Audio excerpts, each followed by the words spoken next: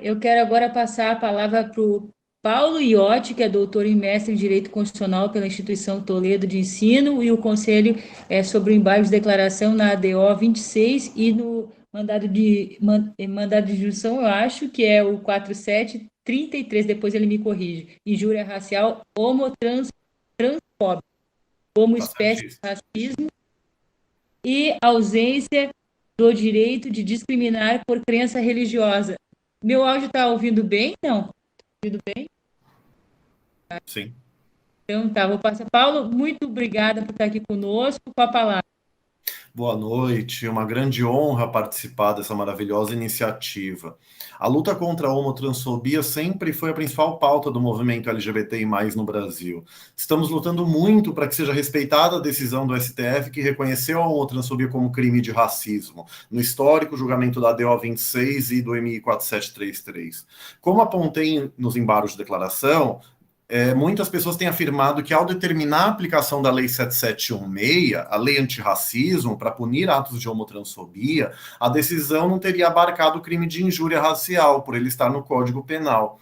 Excelências, precisamos que o Supremo afirme, já na ementa da decisão dos embargos, que determinou a aplicação da Lei 7716, porque entendeu a homotransfobia como crime por raça, no sentido político-social de raça e racismo, muito bem explicado no item 3 da tese da Corte e nos votos. E por isso, se a homotransfobia é crime por raça para fins da Lei 7716, também é crime por raça para fins do Código Penal e qualquer outra lei. Isso é relevante, tem efeitos práticos e não só acadêmicos, porque o discurso racista se dá principalmente na forma da injúria racial, como falarei adiante. Então, o entendimento contrário tirará a maior parte da eficácia da decisão. Eu preciso respeitosamente discordar da doutora Lívia Santana, que me antecedeu. Sempre reconheci a polêmica da decisão, mas embora eu tenha a honra de ter a minha doutrina citada no voto do ministro Celso de Mello sobre o conceito de racismo, eu me baseio na literatura negra antirracismo. Cito aqui Achille Mbembe, no seu Crítica da Razão Negra, para quem raça e racismo coincidem no alterocídio, a constituição do outro não como semelhante, mas como objeto ameaçador, a ser destruído ou controlado. A raça sempre foi usada como dispositivo de poder para designar um ser humano como inferior, um reflexo despauterado do homem ideal. A lógica da raça visa produzir a bestialização de sujeitos raciais inferiorizados, tendo cultura e religião substituído a biologia no tema do racismo. O racismo visa dividir, classificar, diferenciar, hierarquizar, criando artificialmente uma categoria essencial de diferença entre grupos. Racismo consiste em diferenciação, classificação e hierarquização para exclusão, expulsão e erradicação. Raça não tem essência, caracteriza-se enquanto processo perpétuo de poder, conteúdo movediço. O racismo visa artificialmente substituir o que é por uma pseudo-realidade diferente, inferiorizante.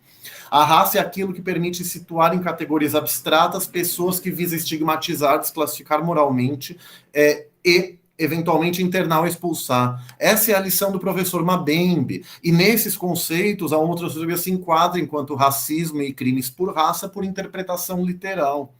Voltando, o problema tem repercussões práticas importantes, pois pela dicotomia criada pela jurisprudência e positivada depois na lei, ofender o indivíduo em sua honra subjetiva por elemento racial é considerado injúria racial, e ofender a coletividade racial é a única conduta hegemonicamente considerada como racismo no discurso.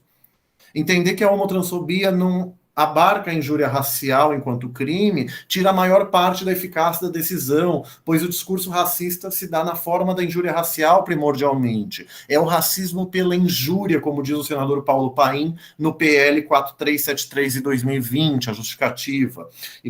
E uma análise de mais de 200 acórdãos pelas professoras Marta Machado, Márcia Lima e Natália Neres também prova.